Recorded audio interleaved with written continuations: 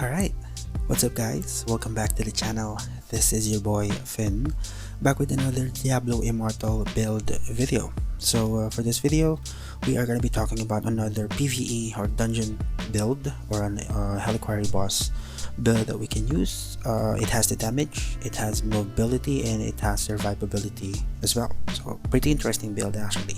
So for this one, we are going to be utilizing the Abomination build. I'm going to explain it to you guys later. So let's just go over the skills first that I'm using. Of course, we are going to be using the first one, Abomination. The next one is Shroud of Night. The third one is Whirling Strike, and for mobility is it's Sanguinate. And then for the primary attack speed, it's primary attack, it's Shadow's Edge. I'm gonna explain guys why I use Shadow's Edge. As you know, Abomination is melee, and this one is actually range skill. So I'm gonna explain it to you guys later. So let's just go over the essences first. The essences that I'm using is for the head. I'm gonna be using this one, Fiorda's Death Mask. If we have a read here, it says Whirling Strike also increases your damage done by 5.7% for 2 seconds for each enemy hit, stacking up to a maximum of 28.5%. So this is pretty interesting essence, because once you are inside the dungeon, there is of course always a lot of mobs, and as you hit them with Whirling Strike, your damage is going to be increased. For the chest, I'm going to be using Shadow Nocturne. So this is also a Whirling Strike essence. So Whirling Strike damage to the same enemy is increased by 10% for 2 seconds, up to a maximum of 30%. So that's another damage dealer that we can use. And I guess the best essence that Blood Knight has right now is this one, the Shoulder Essence. Anchored Agony.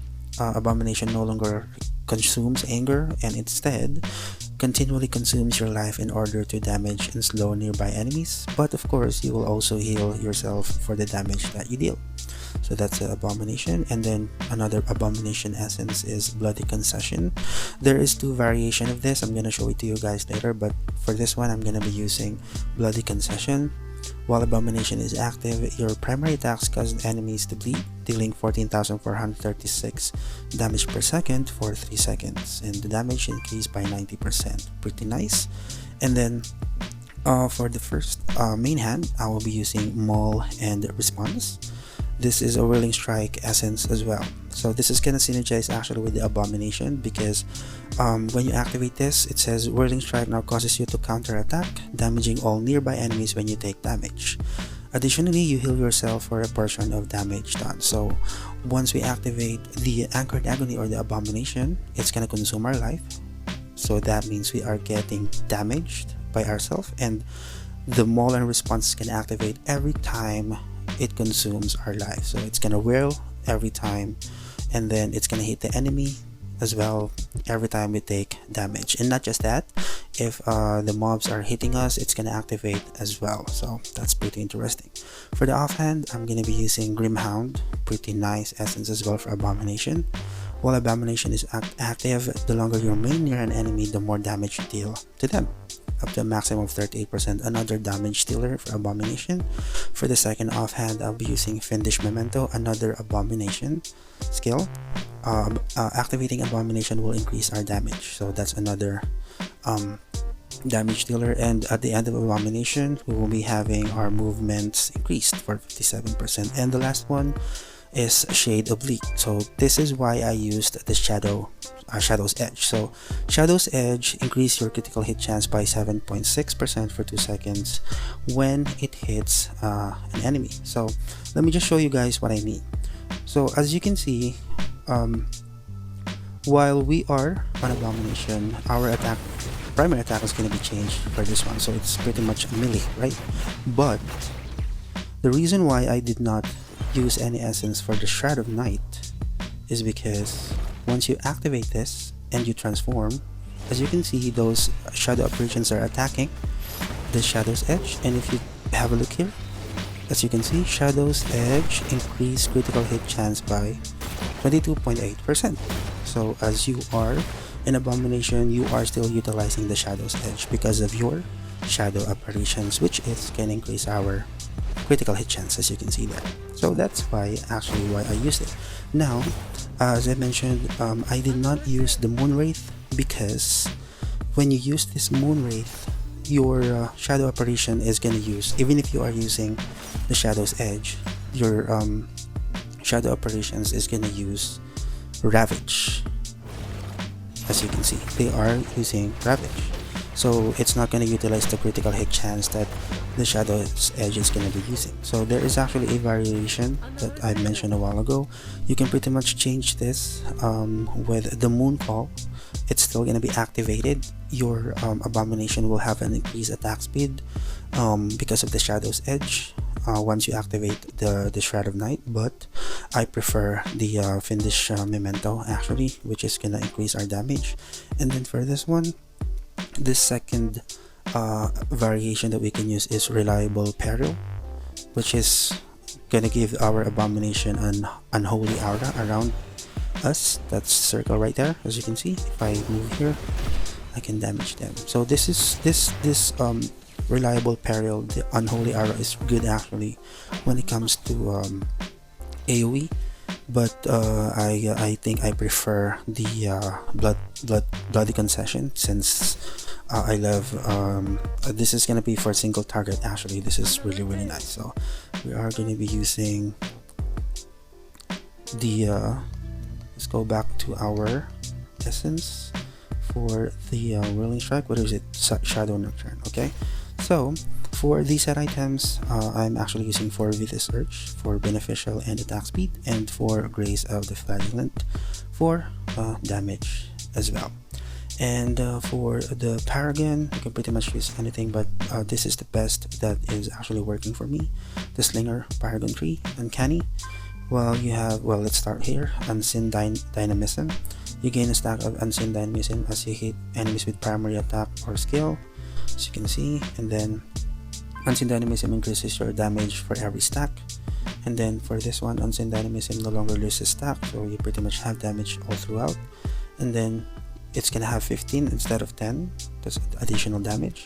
And then gaining 3 stacks of Unseen Dynamism for 3 seconds, it's gonna have Chain Lightning. And then for this one, well, you have 10 or more stacks of Unseen Dynamism, you will gain Uncanny, which will increase our critical hit chance again. So that's for the Paragon. And for the Familiar, I actually did not use any Savior Pet. I actually used the one with Lingering Wounds. This one, this is really nice. Well, the only Lingering Wound pet that I have is actually this cat.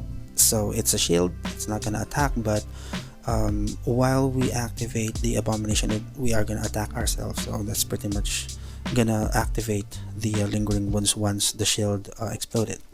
And then for the legendary gems, I am using Bottled Hope for beneficial and of course damage.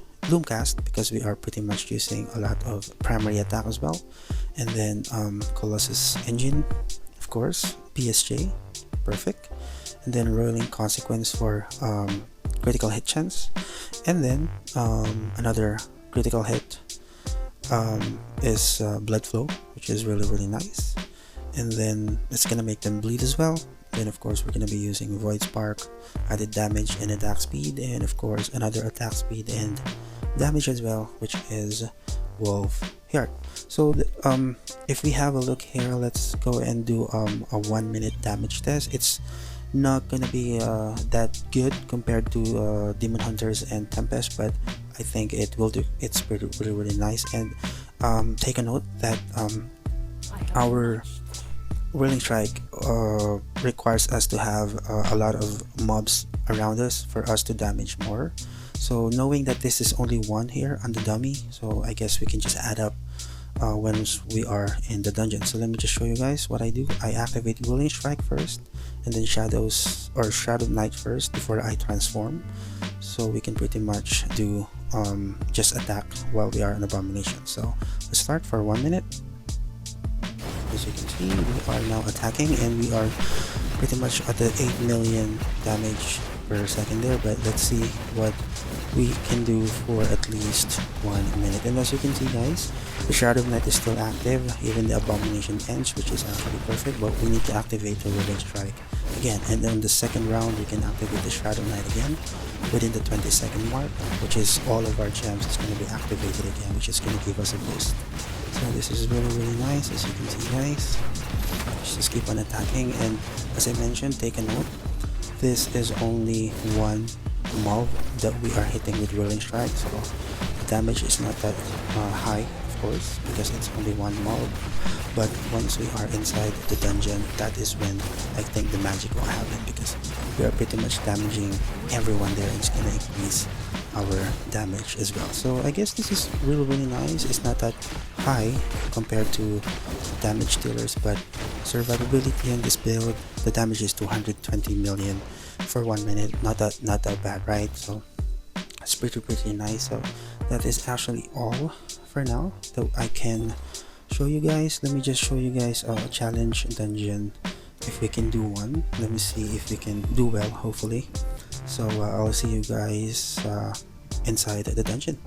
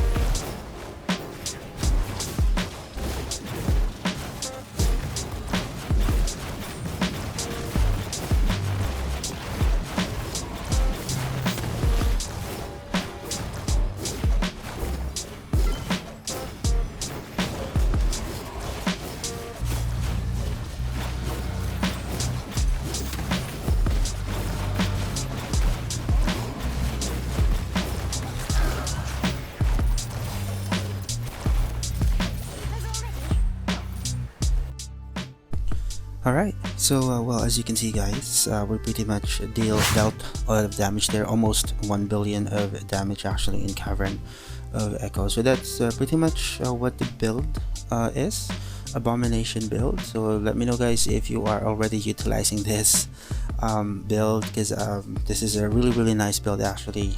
Blood Knight really has some new powerful essences that we can definitely use. So I guess that is it for me guys. So if you have any suggestions, any comments, any violent reactions, you know, just leave a comment down below, and please subscribe to the channel.